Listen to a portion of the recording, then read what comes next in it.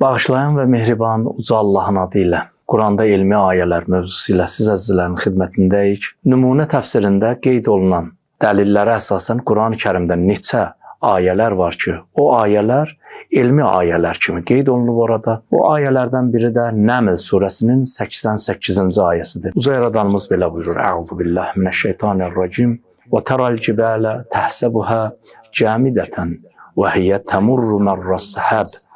Sun'allahillezî etqana kulli şey innehu xabirun bima tef'alun. Uca Yaradanımız belə buyurur: Sən belə təsəvvür edirsən ki, bu dağlar ki var, bunlar sakit dayanıblar. Amma onlar buludlar kimi sakitcə hərəkətdədirlər və nizam-intizamlı şəkildə hərəkətdədirlər. O Allah sizin etdiklərinizdən xəbərdardır.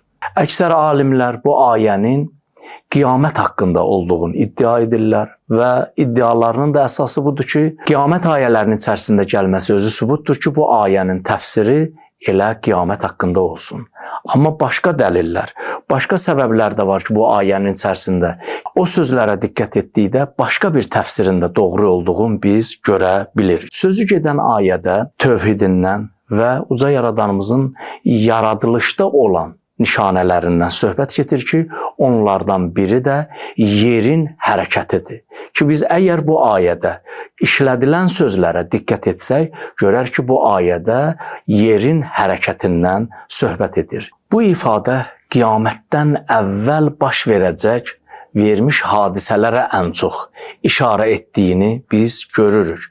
Biz o ayələrə diqqət etdikdə görürük ki, o ayələr bizlərə bunu ifadə edir ki, o gün bir gündür ki, süd verən ana südəmər evladın yadından çıxardacaq. O gün bir gündür ki, hamilə qadın öz evladın düşürəcək. O gün bir gündür ki, insanlar sərxoş olmadıqları halda sərxoş olacaqlar.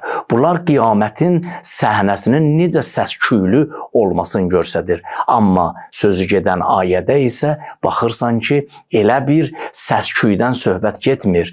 Dağların səssiz buludlar kimi hərəkətindən söhbət edir. Bu ayələrdən və bu sözlərdən belə nəticəyə gəlinir ki, deməli bu ayə qiyamət səhnəsinə deyil, bu dünyaya aid olan bir məsələdir.